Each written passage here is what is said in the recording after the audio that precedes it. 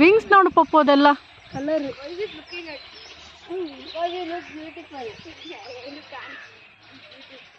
ಅದು ನೋಡೋದು ಥ್ರೋಟ್ ನೋಡಪ್ಪ ಅದ್ರದ್ದೆಲ್ಲ ಕಾಣ್ತಿದ್ಯಾ? ಹುಲ್ಲು ತಂದದ್ ನೋಡಿ. ಹಾ ನೋಡಿ ನೋಡಿ ಹುಲ್ಲು ತಂದಿದೆ. ಮರಿ ಕಟ್ಲೆ ಮಾಡ್ತಿದೆ. ನೆಕ್ಸ್ಟ್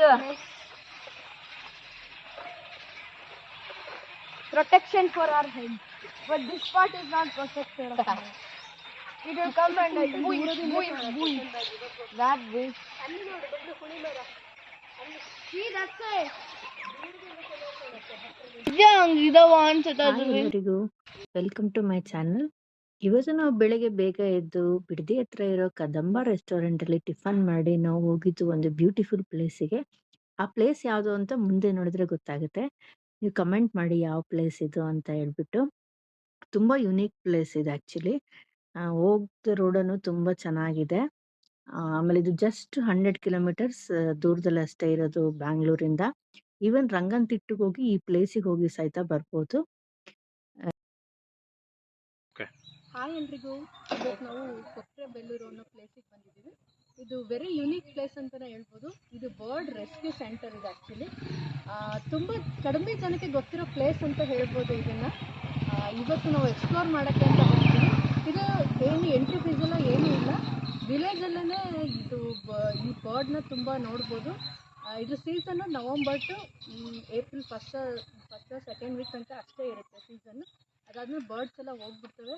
ಇಲ್ಲಿ ಆಲ್ಮೋಸ್ಟ್ ಎಲ್ಲ ಮರದ ಮೇಲೆ ಕೂತಿರುತ್ತೆ ಬರ್ಡ್ಸ್. ಇದನ್ನ ನೀವು ಎಕ್ಸ್ಪ್ಲೋರ್ ಮಾಡ್ಬೋದು. ಬನ್ನಿ ಹೋಗೋಣ.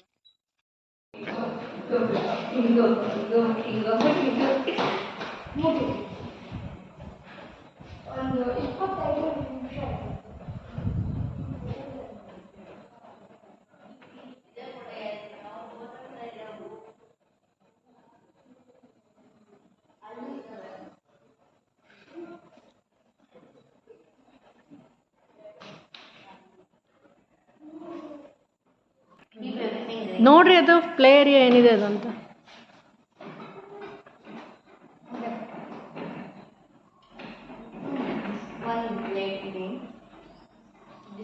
ಮೋಸ್ಟ್ಲಿ ವೈಲ್ಡ್ ಅನಿಮಲ್ ಹತ್ರ ಎಲ್ಲದಿದೆ.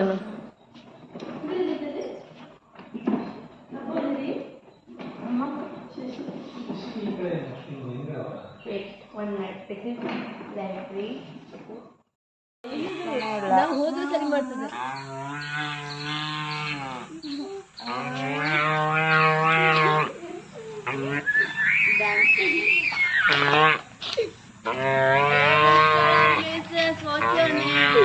What's your name, Mrs. or Mr.? ಅದು ನನಗೆ ಡ್ಯಾನ್ಸ್ ತೋರಿಸ್ತಿದೆ.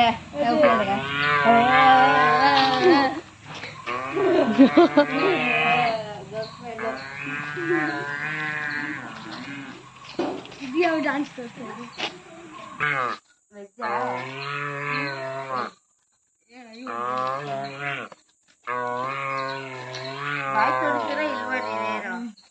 ಈ ಆ್ಯಕ್ಚುಲಿ ಇದು ಕೇಜ್, ಇದು bird rescue centre. ಅದಿರೋದು Reddamma.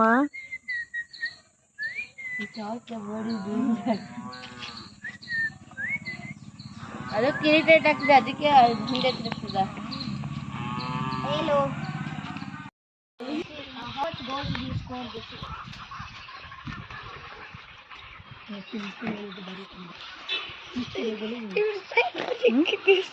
He's trying to lick the mic.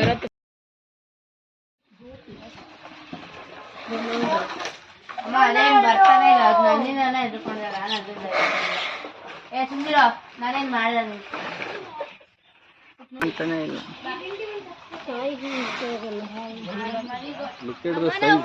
ಹೌದಲ್ಲ, ಎಷ್ಟು ದೊಡ್ಡದಿದೆ. ಅಮ್ಮ ಅಮ್ಮ ಅಬ್ಬಾ ಕೆನ್ನು ಕಮ್ಮ.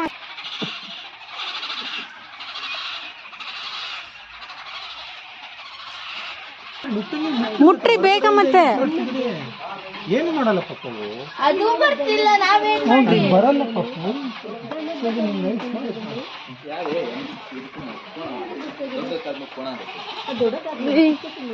ಅಲ್ಲಿ ಹೋಗಿ ನೈಸ್ ಮಾಡ್ರಿ, ಅಷ್ಟು ಮಾಡಿ. ನೀವು ಎಮ್ಮೆ ಹಸುಗಳಿಗೂ ವ್ಯತ್ಯಾಸ ಗೊತ್ತಿಲ್ಲ.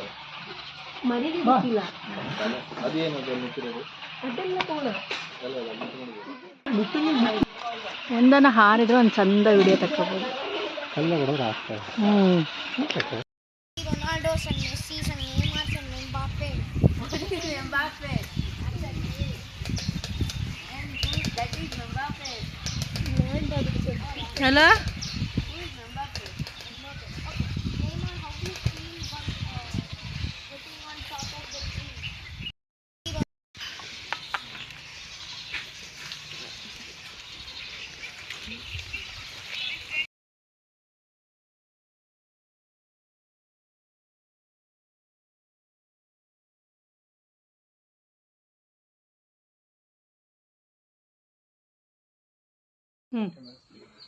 ಇವತ್ತು ಕೊಕ್ರೆಬೇಳೂರಿನ ವಿಶೇಷತೆ ಏನು ಅಂದರೆ, ಇವತ್ತು ಕೊಕ್ರೆಬೇಳೂರು ಅಂತ ಹೆಸರು ಬರೋ ಕಾರಣ ಏನು ಅಂತಂದರೆ, ಇದು ಹೇಳಬೇಕಂದ್ರೆ ಇವತ್ತು ಕೊಕ್ರೆಬೇಳೂರು ಅಂತ ಬರೋಕ್ಕೆ ಕಾರಣ ಇದು ಹೇಳಬೇಕಂದ್ರೆ ಇದು ಪ್ರಾಪರ್ ಸೈಬೇರಿಯಾ ಆಸ್ಟ್ರೇಲಿಯಾ.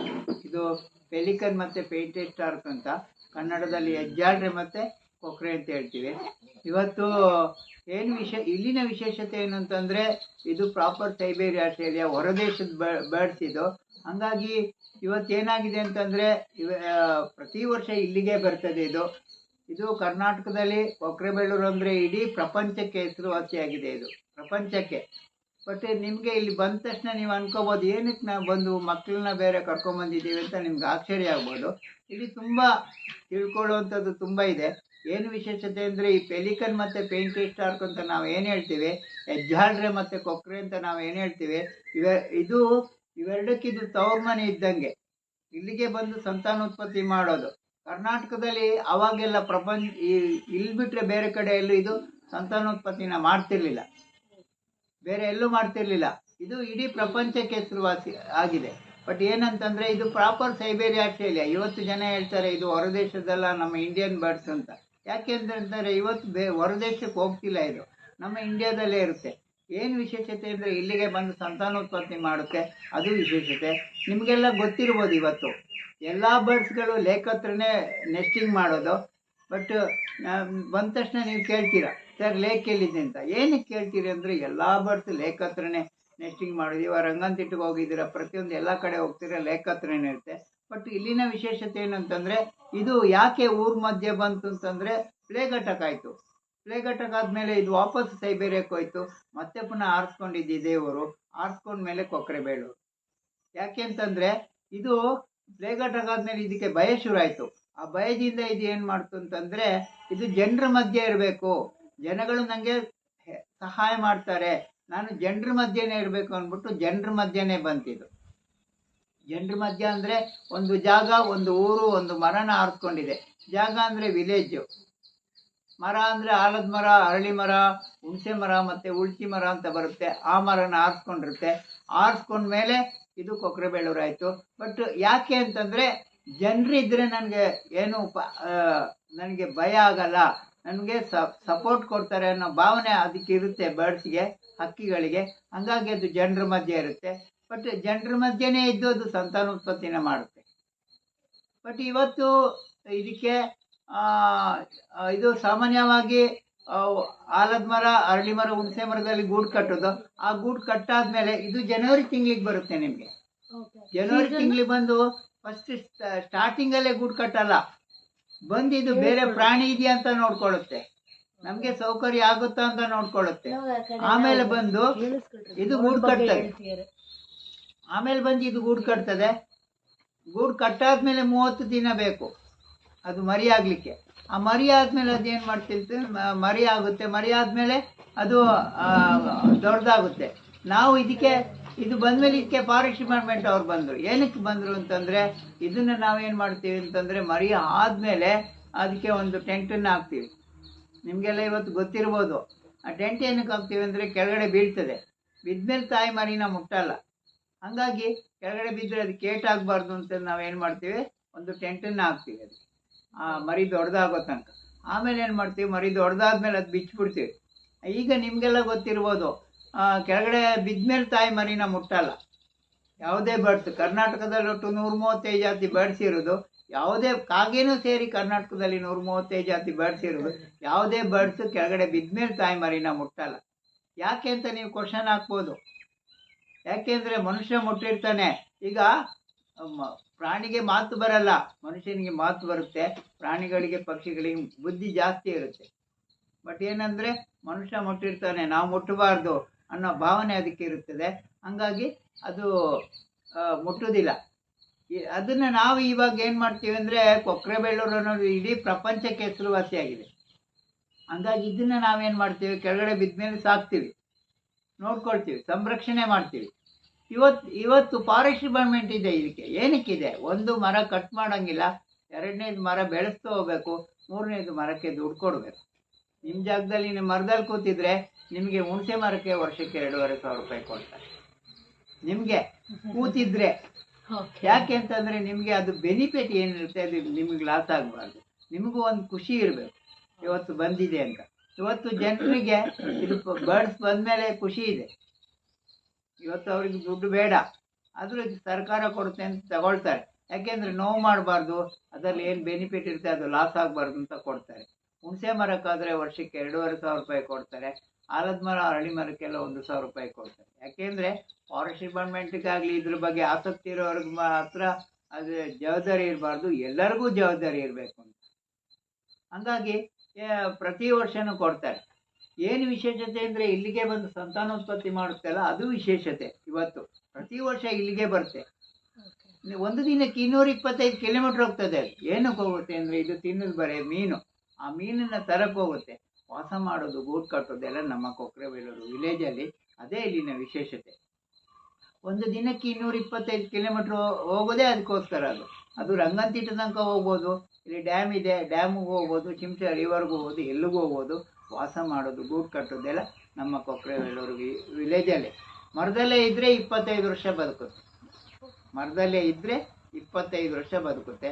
ನಾವು ಇವಾಗ ಕೆಳಗಡೆ ಬಿದ್ದದನ್ನ 4 ತಿಂಗಳು ನೋಡ್ಕೊಳ್ತೀವಿ, ಅದು 25 ವರ್ಷ ಬದುಕಲ್ಲ. 2-3 ಕಾರಣ ಇದೆ. ನಾವು ಕೊಟ್ಟಂಥ ಫಿಶ್ ಸಾಕಾಗಲ್ಲ, ಗಾಳಿ ಬೆಳಕು ಸಾಕಾಗೋದಿಲ್ಲ, ಹಾಗಾಗಿ ಅದು ಬೇಗ ಸಾಯ್ಬೋದು.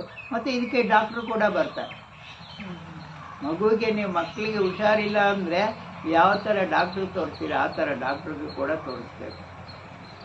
ಇದೇ ಇಲ್ಲಿನ ವಿಶೇಷತೆ. ಪ್ರತಿ ವರ್ಷ ಇಲ್ಲಿಗೆ ಬಂದು ಸಂತಾನೋತ್ಪತ್ತಿ ಮಾಡುತ್ತಲ್ಲ, ಅದೇ ಇಲ್ಲಿನ ವಿಶೇಷತೆ. ಅದಕ್ಕೆ ಇದು ಬಂದ ಮೇಲೆ ಇದು ಕೊಕ್ರೆಬೆಳ್ಳೂರು. ಇದಕ್ಕೆ ಹೆಸರು ಕೊಟ್ಟಿದ್ದೆ DC ಜೋರ್ಡನ್. ಫಾರೆಸ್ಟ್ ಡಿಪಾರ್ಟ್ಮೆಂಟ್ ನೇಮಕ ಮಾಡಿದ್ದು ಕೂಡ ಅವರೇ. ಇವತ್ತು DC ಜೋರ್ಡನ್ ಇದಕ್ಕೆ ಹೆಸರು ಕೊಡಲಿಲ್ಲ ಅಂದಿದ್ರೆ ಇದ್ರ ಬಗ್ಗೆ ಯಾರಿಗೂ ಗೊತ್ತಿರಲಿಲ್ಲ. ಮತ್ತು ಫಾರೆಸ್ಟ್ ಡಿಪಾರ್ಟ್ಮೆಂಟ್ ಅಲ್ಲ, ಮನು ಅಂತ ಒಬ್ರು ಇದ್ರು. ಅವ್ರು ಏನು ಮಾಡಿದ್ರು, ಕೆಳಗಡೆ ಬಿದ್ದಂಥ ಮರಿನ ಸಾಕಬೇಕು ಅಂತ ಯಾರಿಗೂ ಗೊತ್ತಿರಲಿಲ್ಲ. ಇವತ್ತು ಹಳ್ಳಿ ಜನಕ್ಕಾಗಿ ಗೊತ್ತಿರಲಿಲ್ಲ, ಊರಿನ ಜನಕ್ಕೆ ಗೊತ್ತಿರಲಿಲ್ಲ, ಸರ್ಕಾರಕ್ಕೂ ಕೂಡ ಗೊತ್ತಿರಲಿಲ್ಲ. ಅವರು 94ರಲ್ಲಿ ಒಂದು ಹೆಜ್ಜಾಡ್ರೆ ಬೆಳಗ ಅಂತ ಕಮಿಟಿ ಮಾಡಿದ್ರು, ಪೆಲಿಕನ್ ಕನ್ಸರ್ವೇಷನ್ ಗ್ರೂಪ್ ಅಂತ. ಏನಕ್ಕೆ ಮಾಡಿದ್ರು? ಊರಿನ ಜನಕ್ಕೆ ಅದನ್ನು ತೋರಿಸ್ಕೊಡ್ಬೇಕು, ತಿಳಿಸ್ಕೊಡ್ಬೇಕು ಅಂತ. ಅವ್ರು ತೋರಿಸ್ಕೊಟ್ಟ ಮೇಲೆ ನಮಗೆ ಪ್ರತಿ ವರ್ಷ ಒಂದು 200ರಿಂದ 300 ಸಿಗುತ್ತೆ. ಅದರಲ್ಲಿ ಕೆಲವು ಸಾಯ್ಬೋದು, ಕೆಲವು ಬದುಕ್ಬೋದು. ಕೆಲವು ಸಾಯುತ್ತೆ, ಕೆಲವು ಬದುಕುತ್ತೆ. ಒಂದು 200ರಿಂದ 300. ಮಳೆ ಬರಲಿಲ್ಲ ಅಂದರೆ ಕೆಳಗಡೆ ಬೀಳಲ್ಲ. ಮಳೆ ಬಂದರೆ ಜಾಸ್ತಿ ಬೀಳ್ತದೆ, ಆವಾಗ ತುಂಬ ಸತ್ತೋಗುತ್ತೆ.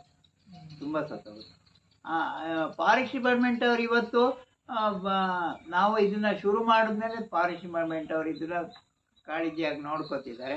ಒಂದು 20 ವರ್ಷ ನಾವೇ ಅದನ್ನು ಮಾಡಿದ್ವು. ಹೆಜ್ಜಾಡ್ರೆ ಬೆಳಗದವರೇ ಮಾಡಿದ್ರು. ಈಗ ನಾವು ಗೌರ್ಮೆಂಟು ಕೊಟ್ಟಿದ್ದೀವಿ, ಗೌರ್ಮೆಂಟ್ ನೋಡ್ಕೊಳ್ಳೋದು. ಏನಾದರೂ ಕ್ವಶನ್ ಕೇಳೋದಾದ್ರೆ ಕೇಳ್ಬೋದು. ಅದು ಇಲ್ಲಿ ತೈಲೂರು ಕೆರೆ ಇದೆ. ತೈಲೂರು ಕೆರೆಗೆ 4 ಮಧ್ಯ ಹಾಕೋದು. ಹಾಕಾದ್ಮೇಲೆ ಅದರಲ್ಲಿ ಗಿಡ ನೆಡಬೇಕು. ಗಿಡ ನೆಟ್ಟು ಅದರಲ್ಲಿ ಬರ್ಡ್ಸ್ ಕೂತ್ಕೊಳ್ಳೋದು. ಬೇಕು ಬೇಡ ಅಂದಾಗ ಅದು ಕ್ಲೀನ್ ಮಾಡ್ಕೊಳ್ಬೋದು. ನಾವು ಬೇಕು ಅಂತ ಹಾಕ್ಬೋದು. ಬಟ್ ಮನು ವರ್ಷಕ್ಕೆ 60-70 ಕ್ಯಾಂಪಲ್ಲಿ ಮಾಡ್ತಿದ್ವಿ. ಮನು ಅಂದ್ರೆ ಅವ್ರು ಏನು ವರ್ಕ್ ಮಾಡೋದು? ಅವರು NGO ಥರ ಕ್ಯಾಂಪ್ ಮಾಡ್ತಾರೆ. ಮೈಸೂರಲ್ಲಿ ಮಕ್ಕಳಿಗೆಲ್ಲ ಕ್ಯಾಂಪ್ ಮಾಡ್ತಾರೆ, ನಿಮ್ಮಂಥವ್ರಿಗೂ ಮಾಡ್ತಾರೆ, ಸ್ಕೂಲ್ಗೆ ಹೋಗಿ ಮಾಡ್ತಾರೆ, ಅಥವಾ ಬೇರೆ ಬೇರೆ ಕರ್ಕೊಂಡು ಹೋಗ್ಬೇಕು ಅಂದರೆ ಕರ್ಕೊಂಡು ಹೋಗ್ತಾರೆ. ನಿಮ್ಮ ಹತ್ರ ಫೀಸು ಅಷ್ಟಿಷ್ಟು ಫೀಸ್ ತಗೋತಾರೆ. ಅವ್ರು ಬರಲಿಲ್ಲ ಅಂದಿದ್ರೆ ಇವತ್ತು ಇದ್ರ ಬಗ್ಗೆ ಯಾರಿಗೂ ಏನು ಗೊತ್ತಿರ್ತಿಲ್ಲ. ಮರಕ್ಕೆ ಮಾತ್ರ ದುಡ್ಡು ಕೊಟ್ಕೊಂಡು ಹೋಗ್ತಿದ್ರು. ಮರಕ್ಕೆ ದುಡ್ಡು ಕೊಟ್ಕೊಂಡು ಹೋಗ್ತಿದ್ರು. ಅವ್ರು ಬಂದಮೇಲೆ ಇದಾಯಿತು.